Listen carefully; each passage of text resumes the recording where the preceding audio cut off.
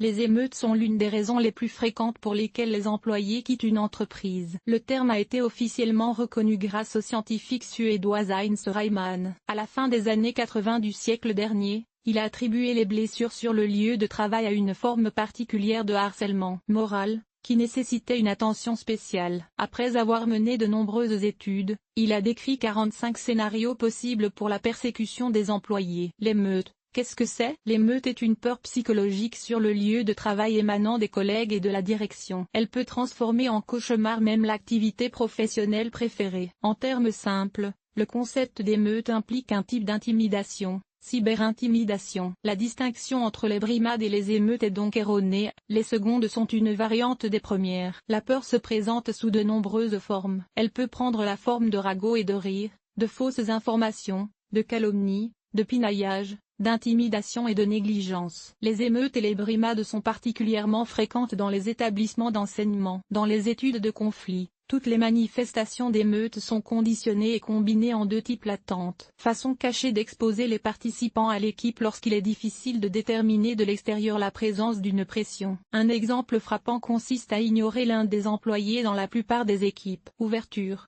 Il s'agit de symptômes marqués par l'apparence de la nudité. Par exemple, les attaques et les humiliations, les rires de débarras. À quoi sert le harcèlement moral sur le lieu de travail? Pour le savoir, nous nous tournons vers la définition de l'émeute en psychologie donnée dans la publication populaire Territoire des sciences. Le harcèlement moral a pour but de forcer les personnes à quitter leur travail ou d'affaiblir leur degré d'influence sociale, professionnelle. Par exemple, la situation actuelle de mobilisation dans les écoles à l'égard des enseignants ne veut pas être évaluée comme par Blas. 5 modèles de comportement. Parmi les plus courants formes de comportement: symptômes: isolement, ignorer, discuter et humilier la victime en sa présence. Atteinte à la santé: contrainte de travailler dans des conditions menaçant la santé physique ou mentale. Critique déraisonnable du travail. Fixation de tâches qui ne correspondent pas aux puces et aux qualifications sans raison. Pour démontrer la sécurité. Atteinte au statut social: diffusion de rumeurs et de calomnies sur l'apparence et les capacités mentales. Restriction des possibilités d'exprimer des opinions. Les déclarations sont immédiatement suspendues ou rejetées. Principales étapes du développement du terrorisme. Pour étudier les émeutes sur le lieu de travail et les moyens de les combattre, il est important de prendre en compte les étapes clés de leur développement. Cela vous aidera à identifier à temps les symptômes de la persécution et à commencer à les combattre. Pourquoi faire? Pour empêcher la détérioration de l'état de la victime et son atteinte par l'agresseur, leur objectif est le renvoi. On distingue 5 étapes dans le développement du terrorisme. Formation de l'institution. Possibilité d'exercer des pressions. Les situations émotionnelles complexes au sein de l'équipe, ainsi que les conflits et les contradictions, s'il y en a. Aide. Des étapes plus détaillées et les conséquences des débordements dans l'environnement organisationnel sont examinées ci-dessous. Situation initiale. L'équipe s'unit en discutant du sujet de la persécution. Une action, non encore convenue, contre lui est précisée. Il subit lui-même un premier choc émotionnel. Agression active. Elle s'exprime par des actes d'intimidation convenus. Elle peut se traduire par une désinformation collective, des rires et des coups de poing caustiques, la diffusion de calomnies. L'existence même d'un bouc émissaire est également reconnue dans les plaintes. Ignorer. Le coup porté entre dans une nouvelle phase, l'isolement général de la victime au sein de l'équipe. Elle a été consciemment remarquée et exclue de la vie de l'entreprise en dehors de l'espace de travail. Ainsi, elle oublie délibérément de solliciter des congés et des événements quelconques. Perte de travail. Une personne qui ne comprend pas comment faire face au mobbing au travail préfère la quitter. S'il ne le fait pas lui-même, il est contraint de rendre ses activités professionnelles ouvertement ou spécifiquement problématiques. Quels sont les types d'émeutes? Parler de ce qu'est le lieu de travail, c'est en évoquer les types. Comme pour les autres formes de violence, il y a plusieurs aspects: l'agresseur, le témoin et la victime. Selon le rôle joué par chacun des membres de l'équipe, les émeutes sur le lieu de travail peuvent revêtir 2 formes principales horizontales. Tous les participants à ce qui se passe en termes d'autorité et de position sont sur un pied d'égalité. Verticale. Les initiateurs de la persécution sont des personnes occupant des postes clés. C'est pourquoi ce type de persécution est également appelé patron. Principale cause des émeutes. Pour comprendre comment gérer un mouvement sur le lieu de travail, il convient d'en connaître les causes. Souvent, une discussion directe avec l'initiateur permet de désarmer ce dernier et de parvenir à un accord de paix avec lui. Par exemple, ces solutions sont très souvent mises en œuvre lorsque le motif est le suivant: attaque concernant les novices. La peur de la concurrence.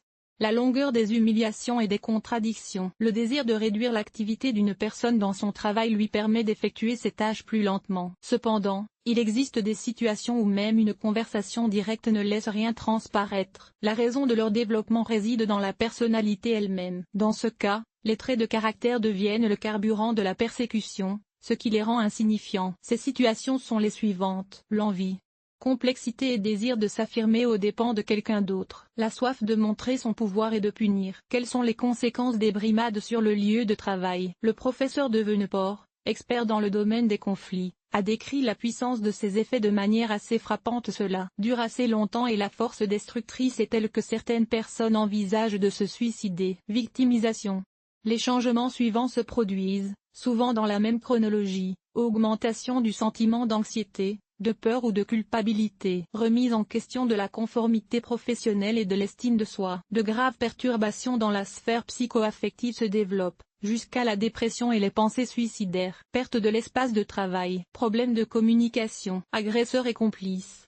Le désir de cacher quelqu'un est un phénomène malsain du psychisme et s'accompagnera inévitablement d'un certain nombre de problèmes. Perte d'autorité et de confiance. La formation d'un manque d'estime de soi et une grave déformation psychologique de la personnalité. Pour les organisations, les émeutes, qu'est-ce que cela dit de la future entreprise? Bien sûr, de graves problèmes dans le développement et la perception des revenus. La négligence des managers conduit inévitablement à une détérioration irrémédiable de l'environnement psychologique de l'équipe. De plus en plus, des querelles et des conflits surgissent et empêchent le travail coordonné qui peut garantir le succès de l'entreprise. Il est important de comprendre que dans de telles situations, il est peu probable qu'un employé soit capable de rester neutre et de continuer à consacrer toutes ses forces à son travail. En fait, dans ce cas, il est très probable qu'il soit la prochaine victime de l'agresseur. Par conséquent, tous les dirigeants doivent comprendre quel est le mouvement à l'œuvre et étudier comment le combattre. Comment résister à la persécution? Comment gérer les brimades sur le lieu de travail? Comment s'assurer de ne pas manquer ses débuts? Dois-je essayer de surmonter les attitudes négatives à votre égard ou dois-je arrêter immédiatement? Émeutes et brimades, la nature et les méthodes d'affrontement. Préservez votre capacité à évaluer calmement la situation. Sinon, la première tentative de pression sera acceptée à cause d'une blague ratée ou simplement d'un mauvais moment passé. Un comportement négatif répété est une peur qu'il ne faut pas ignorer. Ne suivez pas vos émotions lors d'une attaque. Les initiateurs attendent vos cris et vos larmes. Ils les orientent vers un canal bénéfique, en présentant la personne sous un jour défavorable. Ils utilisent l'approximation professionnelle de la victime comme raison de se méfier. Cela ne signifie pas pour autant que vous devez étouffer vos émotions. Sortez avec un proche ou un psychologue et donnez-leur un moyen de travailler et de se libérer. Utilisez l'humour. La capacité à traduire ce qui se passe en plaisanterie est une arme puissante dans la lutte contre les violations des limites personnelles. Observez un optimisme inébranlable. Souvent, les initiateurs de la persécution se rendent dans la deuxième phase d'une émeute d'équipe. Ils ne sont pas intéressés par l'utilisation de la force contre ceux qui ne se prêtent pas à la provocation. Ces outils de confrontation sont efficaces dans les premières phases. Ne perdez pas de temps si l'attaque se poursuit et s'intensifie. Quittez l'équipe.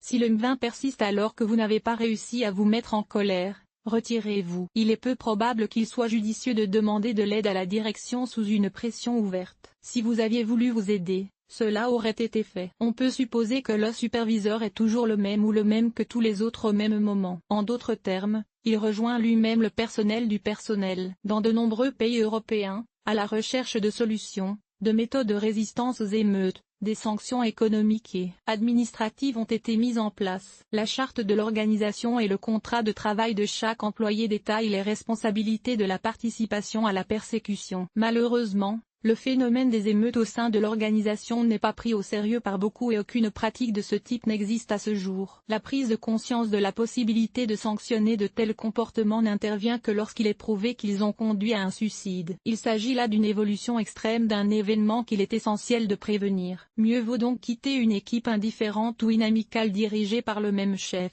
C'est complexe, mais c'est malheureusement souvent le seul vrai moyen de se maintenir en bonne santé. Une prévention efficace des émeutes. 3 facteurs peuvent contribuer à la prévention des émeutes: la capacité de l'équipe à contrôler la situation, la capacité de l'équipe à prévenir les émeutes et la capacité de l'équipe à prévenir les émeutes. Il est utile de noter qu'il s'agit là de la meilleure prévention des brimades en équipe. Culture d'entreprise. Il est important que des mesures régulières soient prises pour rassembler l'équipe. Il s'agit de voyages, de formation, de vacances ou de réalisations significatives qui honorent des dates importantes dans le travail de l'entreprise. Les concours comiques qui permettent aux employés d'évacuer le stress émotionnel fonctionnent également bien. Climat psychologique. S'il n'est pas possible d'engager un spécialiste du personnel, il vaut la peine de l'attirer régulièrement pour suivre la situation, surtout au moment de l'arrivée d'un nouvel employé. Répression sévère des ragots et des intrigues. Il est difficile de ne pas remarquer leur apparition. Ils affectent immédiatement la productivité de la main-d'œuvre. Il est important, lorsque les premiers signes apparaissent, de se limiter à des conversations descriptives avec les participants au conflit. Il est également conseillé de faire appel à un psychologue expérimenté ou au moins à un professionnel de la gestion des ressources humaines. Il n'est pas possible de sortir les détails d'un litige en dehors du bureau. Le caractère et le comportement du chef jouent un rôle clé dans la prévention des émeutes. Après avoir traité ces points dans le cadre des activités de l'entreprise, il n'a pas à se préoccuper du problème de la résistance au mouvement sur le lieu de travail. Les émeutes constituent une menace réelle pour le bien-être des employés et un obstacle sérieux au développement de l'entreprise. Il n'y a donc pas lieu de l'ignorer, ni pour les dirigeants, ni pour les employés ordinaires. En opérant avec les connaissances et les conseils de cet article, il est possible et nécessaire de lui résister.